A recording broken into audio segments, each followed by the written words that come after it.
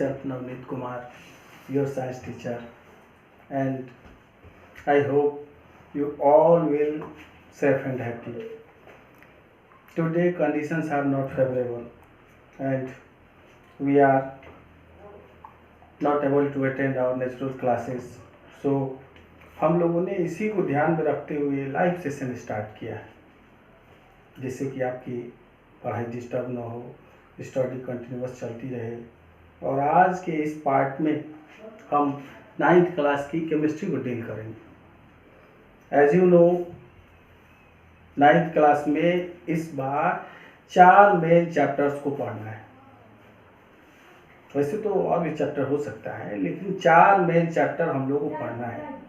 First chapter matter in our surroundings, second chapter is matter around us pure, third chapter atoms and molecules and fourth chapter structure of atom. Only 4 chapters.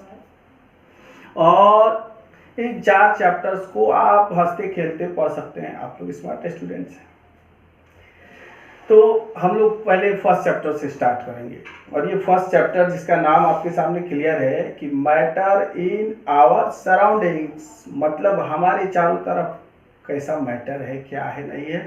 तो इसको देखते हुए हम लोग के सामने सबसे पहला जो ये वर्ड ब्लिंक कर रहा है, matter matter matter, what is matter, हम लोग यही से स्टार्ट करेंगे। What is matter. इस चैप्टर में हम लोग को बस मैटर की स्टडी करनी है कि what is matter, what are molecules, what are the physical states of matter, how physical states of matter is decided, what is intermolecular force, what is intermolecular space, and फिर हम लोग आगे पढ़ेंगे कि how can we change physical states of matter, how we can interchange physical states of matter, and फिर हम लोग पढ़ेंगे latent heat के बारे में।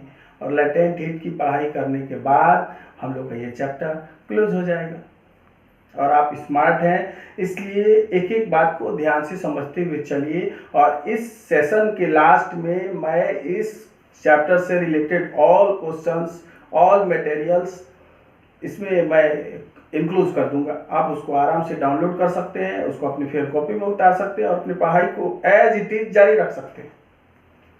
Means no problem at all. Okay, so now we are going to start. So we will start first, we will talk about matter. What is matter? और जैसा कि आप जानते हैं कि हमारे चारों तरफ जो कुछ भी हमारे चारों तरफ दिखाई दे रहा है, जो कुछ भी है, और जिसमें जो 3 कंडीशन को पूरा करता हो, 3 शर्त को पूरा करता हो। फर्स्ट, इट शुड हैव मास, इसमें मास होना चाहिए। मीन्स अगर इसको तौला जाए तो कुछ न कुछ वजन आए, ज्यादा या कम। जब हम एक बड़े पत्थर को तौलते हैं तो फिर ज्यादा वजन आता है, 10 केजी, 20 केजी, 50 केजी। जब हम एक छोटे से नींबू को तौलते हैं तो फिर कम वजन आता है, 10 ग्राम, 20 ग्राम, 50 ग्राम। जब हम एक सरसों के दाने को तौलेंगे तब भी वजन आएगा, कम आएगा। हम एक सैंड के पार्टिकल को, बालू के कण को भी तौलेंगे तब भी वजन आएगा, कम आएगा। तो कम ज्यादा यहाँ पर मायने नहीं रख सकता है। यहाँ पर मतलब है कि इसमें मास है या नहीं। If it has mass then it is matter, and if it doesn't have mass then it is not matter. तो आप जब सोच विचार कर देखेंगे तो आपकी तरफ के हर चीज में, चाहे वो एयर हो, चाहे वाटर हो, चाहे वो पेन हो, कॉपी हो, स्टोन हो, सॉइल हो, हम लोग खुद, all living things, all plants, सब में कुछ ना कुछ मास आएगा। यस और नो बोलते भी चलिएगा, ही नहीं कि बस खाली सुने जा रहे हैं। हम सब आपकी बात को सब सुन रहे हैं, हम रीड कर रहे हैं, और हम आपका मुस्कुराता चेहरा भी देख रहे हैं, और हम भी थोड़ा बहुत मुस्कुरा ले रहे हैं आपके साथ। तो ऐसा है कि each and everything which has mass which occupies space, means रखा जाए तो जगह छेके, जैसे यहाँ पे जगह खाली है, हमने इसको यहाँ रखा, ये इतना स्पेस ऑक्युपाई कर लिया, मीन्स ये मैटर है। अगर हम यहाँ पे इसको रखते, कुछ भी जगह ऑक्युपाई नहीं करता, जगह नहीं छेकता, तब हम सोचते कि ये मैटर नहीं है। लेकिन यहाँ पर तो ये रखने पे जगह छेक ले रहा है, इसका मतलब ये मैटर है। This is matter because it occupies space. Water is matter because it has mass and it occupies a space. Air is matter because it has mass and it occupies a space. Stone is matter because it has mass and it occupies a space. Means each and everything which has mass, which occupies a space and which can exert pressure. Pressure exert करने की जहाँ तक बात है कि जैसे मान लीजिए कि हम आंख बंद करके ऐसे हाथ आगे किए हुए हैं और आंख बंद किए किए भी अगर इस पर कलम रखा जाए तो हमको पता चल जाता है कि कुछ रखा गया है। एक प्रेशर सब फील होता है, हल्का प्रेशर फील होता है। बड़ा पत्थर डालेंगे तो ज़्यादा प्रेशर फील होगा, छोटा पत्थर डालेंगे कम प्रेशर फील होगा। एक सरसों का दाना डालेंगे कम प्रेशर फील होगा जरूर, ये नहीं कह सकते कि प्रेशर फील नहीं होगा। तो तीन शर्त की बात हम लोग कर रहे हैं कि विच हैज मास, जिसमें मास हो मतलब तौलने पर कुछ वजन आए। सेकेंड कि विच ऑक्युपाइज स्पेस मीन्स रखने पर कुछ जगह छेके। और थर्ड कि विच कैन एक्सर्ट प्रेशर, हवा भी प्रेशर डालती है। देखें ही कल परसों की आंधी में पेड़ का पेड़ उखड़ जाता है, घर का घर टूट जाता है, इसी को बोलते हैं प्रेशर। एयर में प्रेशर डालने की क्षमता। अरे खाली फुटबॉल और एक हवा भरा हुआ फुटबॉल, दोनों के वजन में अंतर होता है। ऐसा क्यों? Due to air, it means air has mass. तो अगर आज के बाद हम लोगों से कोई पूछता है कि इज वाटर ए मैटर, तो आंसर क्या होगा? यस। और क्वेश्चन में रहेगा कि व्हाई, तो हम लोग बोलेंगे because it has mass, it occupies space and it exert pressure. और यही आंसर हर उस चीज के लिए होगा जो मैटर होता है। How you can say that air is a matter, तो फिर हम लोग वही आंसर देंगे, because it has mass, it occupies space and it can exert pressure. How you can say that A copy is a matter, this copy is a matter. How you can say that this copy is a matter, because it has mass, it occupies space and it can exert pressure. How you can say that a stone is a matter, same answer, because it has mass, it occupies space and it can exert pressure. In each and every condition, if we are asked why this special thing is matter, then answer is same. It has mass, it occupies space and it exerts pressure. तो अगर ये बात हम लोग समझ गए कि what is matter, एक बार फिर से क्लियर करते हैं हम आपके सामने। जब क्वेश्चन हमारे सामने आता है कि व्हाट इज मैटर, तो आंसर इज वेरी सिंपल कि anything which has mass, which occupies space and which can exert pressure, it is called matter. Example air, water, soil, book, pencil, stone, all living things, all non living things etcetera. तो ये तो clear हो गया होगा आपके लिए कि what is matter. तो अगर ये क्लियर हो गया तब अब देखिए, अब हम लोग यहाँ से अपनी स्पेशल पढ़ाई शुरू करेंगे। आप जानते हैं कि हर चीज़ किसी न किसी छोटे यूनिट से मिलकर बना होता है। जैसे घर है तो छोटा छोटा ईंट से बना हुआ है, ईंट है तो फिर मिट्टी से बना हुआ है, मिट्टी है तो छोटे छोटे सैंड के पार्टिकल से बनी हुई। ऐसे पीछे पढ़ते जाएंगे जब हम लोग, तो आखिर कहाँ पहुँचेंगे? कहीं ना कहीं तो पहुंचना पड़ेगा, कहीं ना कहीं तो इसका अंत होगा। तो वैसे आप लोग स्मार्ट हैं, जानते हैं कि हाँ भाई ये मॉलिक्यूल्स से बना हुआ है, ये फिर मॉलिक्यूल्स एटम्स से बना हुआ है, और फिर एटम्स इलेक्ट्रॉन, प्रोटॉन और न्यूट्रॉन से बना हुआ है। ये सब कुछ आप जानते हैं। और अगर ये सब कुछ आप जानते हैं तो हम लोग आकर रुक रहे हैं कहाँ पे? मॉलिक्यूल्स पे। कि matter, all matters are made up of very tiny particles. Example के लिए लड्डू को देखिए ना, लड्डू दूर से देखिए तो फिर लड्डू है, फिर जरा नजदीक आइए तो उसमें बूंदिया दिखाई देता है, फिर बूंदिया के अंदर भी झांकिए तो बेसन का पार्टिकल दिखाई देता है, फिर उसके अरे कह रहे ये तो सिलसिला बहुत लंबा है, पीछे पढ़े जाइए पढ़े जाइए पढ़े जाइए। लेकिन हम लोग अपने इस एजुकेशनल व्यू से, ज्ञान की दृष्टि से, दिव्य दृष्टि से जब देखेंगे तो पता चलेगा कि all matters are made up of tiny particles and these tiny particles are called molecules. These tiny particles are called molecules. तो अब हमारे सामने अगर दूसरे क्वेश्चन के रूप में ये क्वेश्चन आएगा कि व्हाट आर मॉलिक्यूल्स, तो हम लोग इसी में आंसर दे सकते हैं। क्या बोलेंगे कि the tiny particles from which matter is made up of are called molecules, are called molecules, are called molecules. तो जब हम लोग ये बात जान गए कि what is matter and what are molecules, तो अब बारी आती है समझने की कि फिजिकल स्टेट ऑफ मैटर की हम लोग चर्चा करेंगे कि फिजिकल स्टेट ऑफ मैटर क्या है। तो वैसे आप लोग बचपन से ही पढ़ते आ रहे हैं कि there are 3 physical states of matter, solid, liquid and gas. तो उसी की तरह हम लोग डिटेल चलेंगे, चूंकि 9th क्लास है और फिर 9th क्लास में हम लोग स्मार्ट चर्चा करना पड़ेगा, और आप लोग स्मार्ट हैं, ये सब बात जान चुके हैं आप लोग। तो हम लोग अब चर्चा करना शुरू करते हैं कि ये फिजिकल स्टेट का क्या मामला है। तो बोला कि there are 3 physical states of matter, solid, liquid and gas. Solid, liquid and gas. और जहां तक ये बात आती है कि ये आखिर सॉलिड, लिक्विड, गैस कैसे हो जाता है, क्यों एक ही मैटर कभी सॉलिड हो जाता है, कभी लिक्विड हो जाता है, कभी गैस हो जाता है। आइस, वाटर, वाटर वेपर, ये मामला आपके लिए क्लियर है। आइस, वाटर और वाटर वेपर। वाटर का ही 3 फॉर्म अवेलेबल है, ice, water, water vapour. Ice, water, water vapor. Ice is solid, water is liquid, and water vapor is gaseous state of same thing. There are no difference. There is no difference between these 3 things. Only physical state differ. Only there is a difference in their physical states.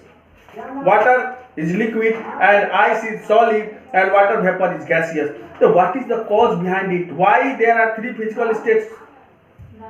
तो intermolecular force and intermolecular space, अब हम लोग चर्चा करेंगे intermolecular force और intermolecular space की बात करते। What is intermolecular force and what is intermolecular space. ये इंटरमॉलिक्यूलर फोर्स क्या है, ये इंटरमॉलिक्यूलर स्पेस क्या है। This all things are made up of, all matters are made up of tiny particles. मान लीजिए कि ये कलम भी छोटे छोटे पार्टिकल से मिलकर बना हुआ है, तो ऐसे हिलाने से इसका पार्टिकल गिरता क्यों नहीं, क्यों नहीं इसका पार्टिकल अलग हो जाता है। ये कॉपी छोटे छोटे पार्टिकल से मिलकर बना हुआ है मॉलिक्यूल से, तो इसका मॉलिक्यूल ऐसे गिराने से क्यों नहीं अलग हो जाता है। हम लोग बने हुए छोटे छोटे पार्टिकल से, तो ऐसे हिलाने से हम लोग का मॉलिक्यूल क्यों नहीं अलग हो जाता है। इसमें फेविकॉल का मामला तो नहीं है, फेविकॉल, फेविक्विक ये सब नहीं डाला गया, तो फिर क्या डाला गया है, क्यों ऐसा होता है, क्यों इस कलम का मॉलिक्यूल अलग नहीं हो पा रहा है, क्यों नहीं अलग अलग होकर गिर जा रहा है। इसके पीछे कारण है इंटरमॉलिक्यूलर फोर्स। इसके पीछे कारण है intermolecular force. Intermolecular force means क्या, इंटरमॉलिक्यूलर फोर्स मींस मॉलिक्यूल्स के बीच का attraction force. Each molecule attract other molecule with a force. Each molecule attract other molecules with a force, and this force which exists between 2 molecules is called intermolecular force. It's called intermolecular force. And this intermolecular force means IMF, intermolecular force. याद कर लीजिए इस चीज को कि molecules के बीच में जो फोर्स काम कर रहा है, जो इसको कि गिरने नहीं दे, जिससे ये कलम बन गया है। ये कलम, ये का मॉलिक्यूल्स एक दूसरे से अटैच है, इसके पीछे कारण है इंटरमॉलिक्यूलर फोर्स। वही इस सबको एक साथ बांध कर रखे हुए, और ये नियम हर मैटर पे लागू है।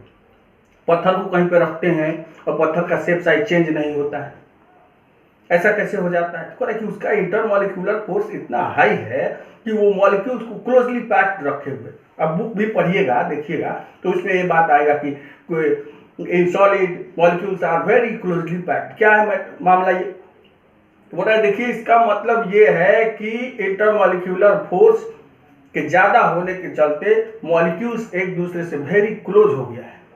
मॉलिक्यूल एक दूसरे से वेरी क्लोज हो गया, और क्लोज होने के चलते एक दूसरे को बांध के रखे हुए, उसके शेप साइज को बदलने नहीं दे रहा। जैसे हम लोग एक दूसरे के हाथ को जोर से पकड़ लें तो हिलने नहीं दे, तो सॉलिड थोड़ा सा लूज कर देंगे तो लिक्विड अब अलग होगा, तो फिर गैस। तो ये सॉलिड, लिक्विड, गैस का डिसीजन इंटरमॉलिक्यूलर फोर्स के चलते होता है। अब देखिए, फोर्स ज्यादा रहेगा तो स्पेस कम रहेगा। मॉलिक्यूल से मॉलिक्यूल के बीच में स्पेस होता है, दिखाई नहीं देता। ये कॉपी देख रहे हैं ना, दिख रहा है कि इसमें कहीं भी कोई छेद नहीं है, आस पास दिख नहीं रहा है।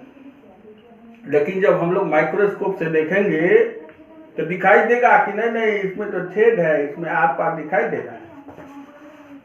और वो जो छेद होता है, स्पेस होता है, उसी को इंटरमॉलिक्यूलर स्पेस बोलते हैं। अब ये बात अलग है कि सॉलिड में ये स्पेस बहुत कम होता है, फोर्स ज्यादा स्पेस कम, फोर्स कम तो स्पेस ज्यादा। तो सॉलिड में फोर्स ज्यादा है तो स्पेस कम है, और गैस में फोर्स बहुत कम है, नेग्लिजिबल है, मान लीजिए नहीं है, तो उसमें स्पेस बहुत ज्यादा है। पत्थर को यहाँ रखेंगे तो पूरे कमरे में नहीं फैल जाएगा, लेकिन अगर बत्ती जलाएंगे तो पूरे कमरे में उसका धुआं फैल जाता है। अगरबत्ती को जलाने पर उसका धुआं पूरे कमरे में फैल जाता है। इसके पीछे क्या कारण है? बोले देखिए उसमें इंटरमॉलिक्यूलर फोर्स बहुत वीक है, मान के चलिए नेग्लिजिबल है, तो स्पेस बहुत ज़्यादा हो गया है और उसके मॉलिक्यूल्स का मतलब कि काइनेटिक एनर्जी कहिए, उसको काइनेटिक एनर्जी बोलते हैं, तो वो काइनेटिक एनर्जी बहुत ज़्यादा है। तो कुल मिला के हम लोग कंक्लूड ये करेंगे कि मैटर के फिजिकल स्टेट का डिसीजन, मैटर के फिजिकल स्टेट का डिसीजन मीन्स कि वो सॉलिड होगा कि लिक्विड होगा कि गैस होगा, ये डिसीजन कौन करता है? तो इंटरमॉलिक्यूलर फोर्स करता है। फोर्स के चलते उसके स्पेस में डिफरेंस आता है और स्पेस डिफरेंस होने के चलते फिर बहुत कुछ हो जाता है उसका, कोई सॉलिड हो जाता है, कोई लिक्विड हो जाता है, कुछ गैस हो जाता है और भी उसके फिजिकल प्रॉपर्टी पर असर पड़ता है। जैसे शेप और साइज सॉलिड का फिक्स होता है, क्या है? तो पूरा इंटरमॉलिक्यूलर फोर्स बहुत ज़्यादा हाई होता है जिसके चलते उसका शेप साइज फिक्स होता है, क्योंकि मॉलिक्यूल्स को क्लोजली पैक्ड रखता है। वाटर को रखते हैं, वाटर फ्लो करने लगता है। ऐसा क्यों होता है? पर देखिए उसका इंटरमॉलिक्यूलर फोर्स सॉलिड के कंपैरिजन में थोड़ा वीक होता है। गैस से तो ज्यादा रहता है, लेकिन सॉलिड से बीच में कहिए। अगर सॉलिड बहुत हाई हो गया तो लिक्विड थोड़ा मीडियम हो गया और गैस एकदम लो हो गया फोर्स के मामला में। स्पेस जस्ट इसके अपोजिट, सॉलिड में स्पेस बहुत कम हो गया, लिक्विड में मीडियम ही रहेगा, means more than solid and less than liquid. और ये गैस का जो बात है, तो गैस में स्पेस बहुत ज्यादा होता है तो फोर्स बहुत कम है। अब देखिए, अब आ गया कि शेप साइज सॉलिड का फिक्स क्यों है? तो कह रहा है कि इंटरमॉलिक्यूलर फोर्स ज्यादा होने के चलते। गैस का शेप साइज फिक्स क्यों नहीं होता? इंटरमॉलिक्यूलर फोर्स बहुत लेस होने के चलते। लिक्विड क्यों फ्लो करता है? इंटरमॉलिक्यूलर फोर्स के लेस होने के चलते। अगर फोर्स लेस नहीं होता तो मॉलिक्यूल्स को बांध के रखता, बहने नहीं देता।